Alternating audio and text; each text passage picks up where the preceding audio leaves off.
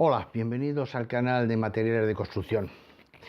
Dentro de este tema de hormigones hemos empezado hablando sobre el control de calidad en cuanto al esquema general. Y hoy vamos a introducirnos ya dentro de lo que llamamos ensayos previos. Hay aquellos controles que se hacen previo a la puesta en obra del hormigón. Para recordar un poquito lo que vimos en el vídeo anterior, vamos a repasar el esquema general del control de calidad de los hormigones. Comenzamos. El esquema general de control de calidad del hormigón se divide en dos grandes grupos. Por un lado están el control previo al suministro y por otro lado el control durante el suministro. Dentro del control previo al suministro, quiere decir controles para conseguir que el hormigón se pueda fabricar adecuadamente, tendremos dos, que son los ensayos previos y los ensayos característicos. Estos pueden ser de resistencia o de dosificación. Dentro del control durante el suministro, pues tenemos tres modalidades. Modalidad 1 que es control estadístico, modalidad 2 que es control al 100% y modalidad 3 que es control indirecto. Aparte de ello, tenemos el apoyo en caso de necesidad de los ensayos de información complementaria. Complementan la información que nos dan todos estos ensayos o estos sistemas de control. Sabemos que para llevar el control de calidad de un hormigón se determinará la consistencia mediante el cono de Abrams, se determinará la resistencia mediante la fabricación de probetas normalizadas, cilíndricas de 300 milímetros de altura y 150 milímetros de diámetro, que se romperán a los 28 días, y en casos excepcionales se hará también el ensayo de penetración de agua bajo presión para determinar su durabilidad. Los ensayos previos van destinados fundamentalmente a validar, a asegurarnos de que la dosificación calculada por el método que queramos es adecuada y cumple las condiciones exigidas al hormigón que vamos a fabricar. Para ello se fabrica el hormigón, se determina su consistencia mediante el cono de Abrams y también se determina su resistencia mecánica mediante rotura de probetas a los 28 días. Los controles previos al suministro son aquellos que realiza el fabricante del hormigón en la central de hormigonado o en la instalación de fabricación del hormigón en la obra, pero es el fabricante del hormigón. Tienen por objeto verificar la conformidad de la dosificación y de las instalaciones que van a fabricar ese hormigón para su posterior puesta en obra. Estos controles pueden ser de varios tipos: ensayos previos, que son los que vamos a estudiar en esta lección, y ensayos característicos, que pueden ser ensayos de resistencia y de dosificación. Los ensayos previos son aquellos que tienen por objeto el comprobar si la dosificación que hemos calculado, con todas las hipótesis previas que hemos tenido en cuenta, es válida para obtener el hormigón cuyas características queremos, mediante ensayos que se efectúan en laboratorio, con los materiales y las dosificaciones que previamente se han previsto. Para determinar los ensayos previos se realiza la docilidad, consistencia con el cono de Abrams, y la resistencia a los 28 días sobre 4 amasadas que se han fabricado consecutivamente de la misma dosificación, y además de controlar la consistencia se fabrican 2 probetas por cada amasada, las cuales se romperán a los 28 días. En el ensayo de resistencia, como hay 4 amasadas, tendremos la media de las probetas de la amasada 1, de la 2, de la 3, de la 4, que llamamos X1, X2, X3 y X4. Una vez tenemos calculada la resistencia media de cada una de las amasadas, hallamos la media de las 4 amasadas, la semisuma de las 4 amasadas, x1 más x2 más x3 más x4 dividido por 4. Y tenemos la resistencia media. ¿Qué debe de cumplir? Que la resistencia media debe ser mayor que la resistencia especificada en el proyecto.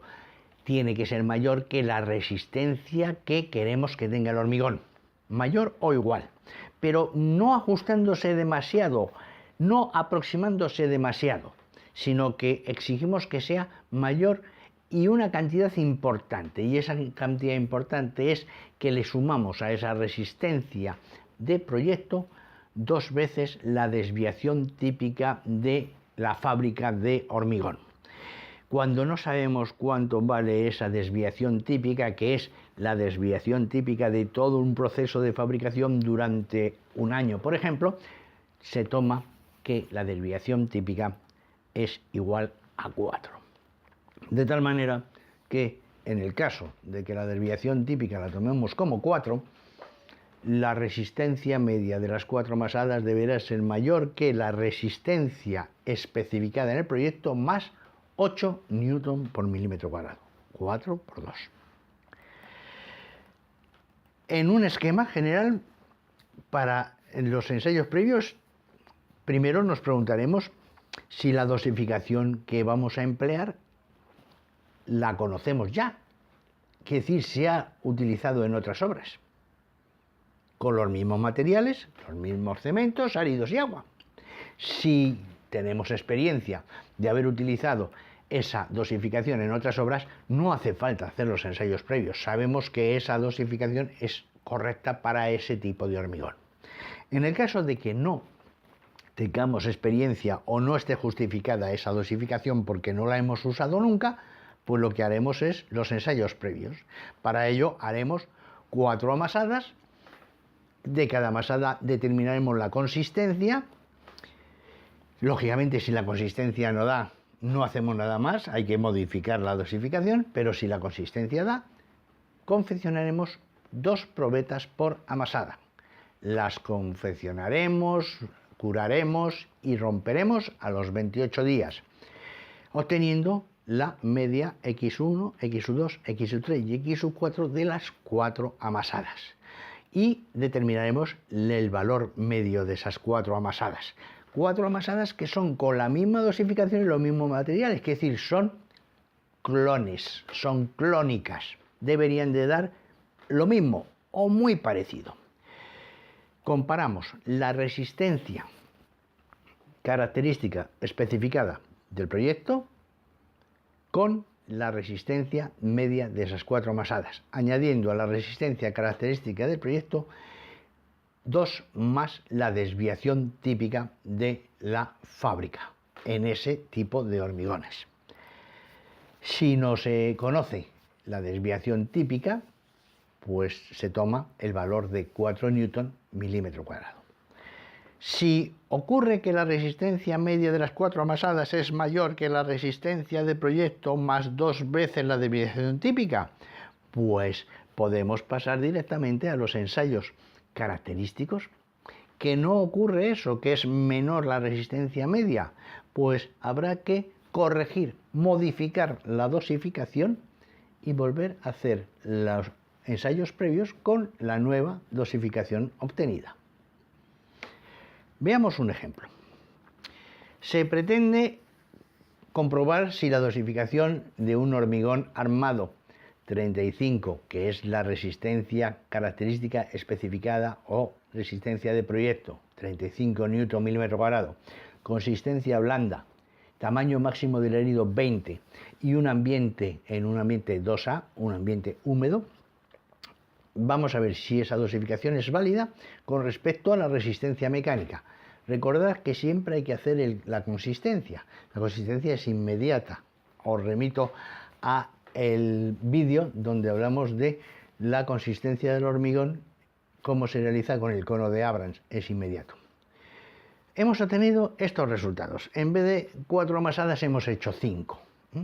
Y en la probeta 1 pues han dado unos resultados de rotura en kilonewton y la probeta 2 otros resultados. Tomad nota de este ejemplo y empezamos a hacerlo. Lo primero que evidentemente tenemos que saber es qué tipo de probeta vamos a usar. Usamos siempre la probeta cilíndrica de 300 milímetros de altura y 150 milímetros de diámetro. Luego, la resistencia es la carga en kilonewton o en newton, mejor dicho, dividido por la superficie de aplicación de esa carga, que en el caso de estas probetas es la superficie de un círculo cuyo diámetro son 150 milímetros, 75 milímetros de radio. Luego la resistencia será en newton 635,85, en el caso de la probeta 1 de la masada 1, kilonewton será, al multiplicar por 1000, pasarlo a newton. Y el divisor es el área de un círculo, que es pi por el radio al cuadrado, 314 por 75 al cuadrado, obteniendo el resultado en newton por milímetro cuadrado. Así, la resistencia a compresión de la amasada 1 probeta 1 será 635.850, que es 635,85 por 1000, dividido por 17.662,50, que es el resultado de 314 por 75 al cuadrado. Y me da 36 newton milímetro cuadrado. Bien, pues vosotros continuad haciendo estas operaciones del resto de probetas y obtendremos los resultados oportunos. Resultados que os presento aquí. Estos son los resultados de la tensión de rotura de cada una de las probetas en cada una de las amasadas.